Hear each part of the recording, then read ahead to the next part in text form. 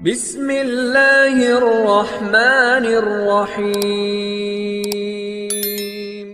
Pernah terjadi suatu peristiwa yang begitu mengejutkan di dalam salah satu pengajian Buya Yahya. Bagaimana tidak, ia mendengarkan suara misterius yang begitu jelas, namun justru suara itu tidak dapat didengarkan oleh para jamaahnya.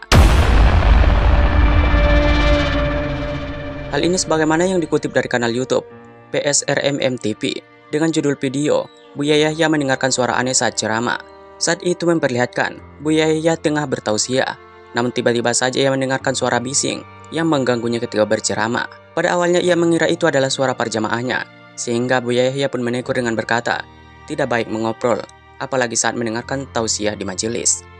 Namun sontak para jamaah bingung, siapa yang dimaksud Buya Yahya? Padahal mereka semua ketika itu sudah diam hening. Buya Yahya kemudian bertanya lagi, suara siapa yang mengobrol dengan keras itu? Namun justru panitia dan para jamaah berkata bahwa mereka sama sekali tidak mendengarkan suara siapapun. Sontak kejadian itu benar-benar menjadi gempar, di mana Buya Yahya mendengarkan suara misterius yang sangat mengganggunya, namun justru suara itu tidak dapat didengarkan oleh orang lain.